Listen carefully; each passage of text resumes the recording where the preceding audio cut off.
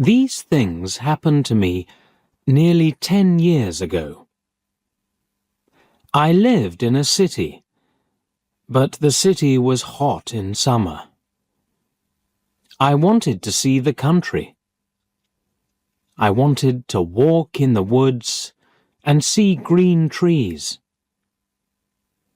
I had a little red car, and I had a map too. I drove all night out into the country. I was happy in my car. We had a very good summer that year. The country was very pretty in the early morning. The sun was hot, and the sky was blue. I heard the birds in the trees. And then my car stopped suddenly. What's wrong? I thought. Oh dear, I haven't got any petrol. Now I'll have to walk. I'll have to find a town and buy some petrol. But where am I? I looked at the map. I wasn't near a town. I was lost in the country. And then I saw the girl. She walked down the road with flowers in her hand. She wore a long dress, and her hair was long too. It was long and black, and it shone in the sun. She was very pretty. I wanted to speak to her, so I got out of the car. "Hello," I said. "I'm lost. Where am I?"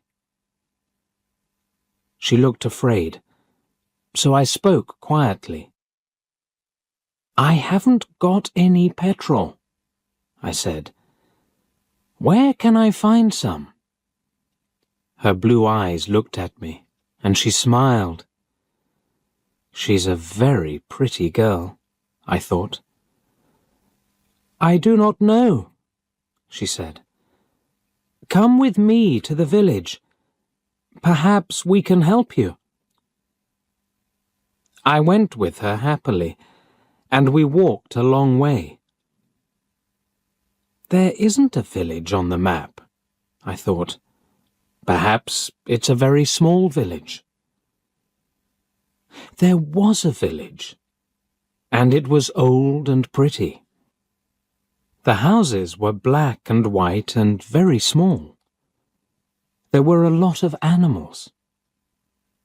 The girl stopped at a house and smiled at me. "Come in, please," she said. I went in. The house was very clean, but it was strange too. There was a fire and some food above it. I felt hungry then. That's strange, I thought. They cook their food over a wood fire. Perhaps they have no money. I met her father and mother, and I liked them. They were nice people, but their clothes were strange. "Sit down," said the old man. "Are you thirsty after your walk?" He gave me a drink, and I said, "Thank you." But the drink was strange too. It was dark brown and very strong. I didn't understand, but I was happy there. I asked about petrol, but the old man didn't understand. "Petrol?" he asked. "What is that?" This is strange, I thought. Then I asked, "Do you walk everywhere?" The old man smiled. "Oh, no. We use horses," he said. Horses, I thought. Horses are very slow. Why don't they have cars? But I didn't say that to the old man. I felt happy there. I stayed all day, and I ate dinner with them that evening. Then the girl and I went out into the garden. The girl's name was Mary. "This is nice," she said. "We like having visitors. We do not see many people here." We spoke happily. She was very beautiful. But after a time, she began to talk quietly, and her face was sad. "Why are you sad?" I asked her. "I cannot tell you," she said. "You are only a visitor here. We have to say goodbye tonight. You have to go now." I didn't understand. I loved her, I knew that, and I wanted to help her. Why did I have to go?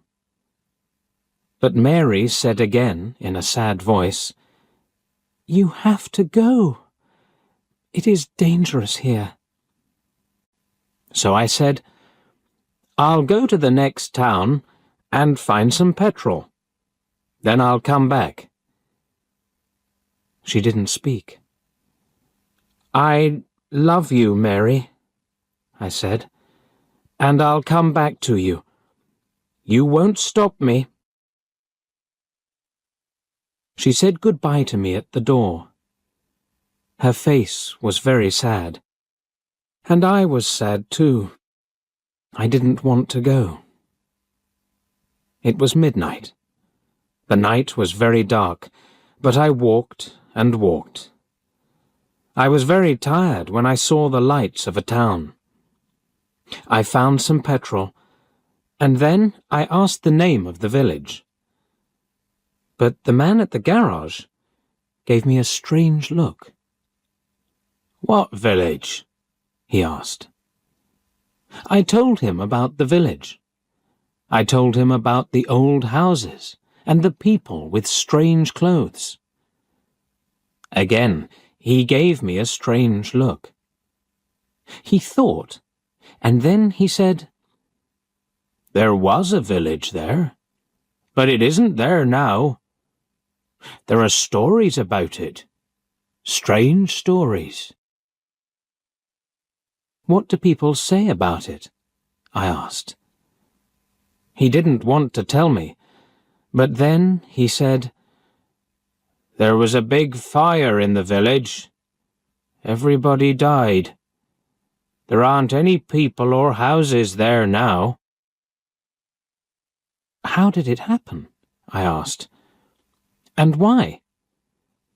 "Oliver Cromwell killed them," he said. "He was angry with the villagers because they helped the king in the war." I couldn't speak. This isn't right, I thought. That war happened 350 years ago. Then I remembered the strange clothes, the long hair, the food over the fire, and the old houses. And I remembered, too, about the horses. "But I don't understand," I cried. "I saw the people and the village. I spoke to some people there." The man looked quickly at me, and then he spoke. "There's an interesting story about the village. For one day, every 10 years, it lives again. But only for one day. Then it goes away again for another 10 years. On that one day, you can find the village, but you have to leave before morning, or you will never leave." Can this be right? I thought. Perhaps it was. Mary said, "You have to go."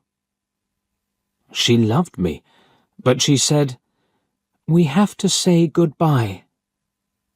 She was afraid for me. Now I understand, I thought. I went back to the village, but it wasn't there. I looked again and again, but I couldn't find it. I saw only flowers and trees. I heard only the sound of the birds and the wind. I was very sad. I sat down on the ground and cried. I will never forget that day. I remember Mary, and I will always love her. Now, I only have to wait 2 months. The village will come back again. On the right day, I will go back. I will find her again, my love with the long black hair. And this time, I will not leave before morning. I will stay with her.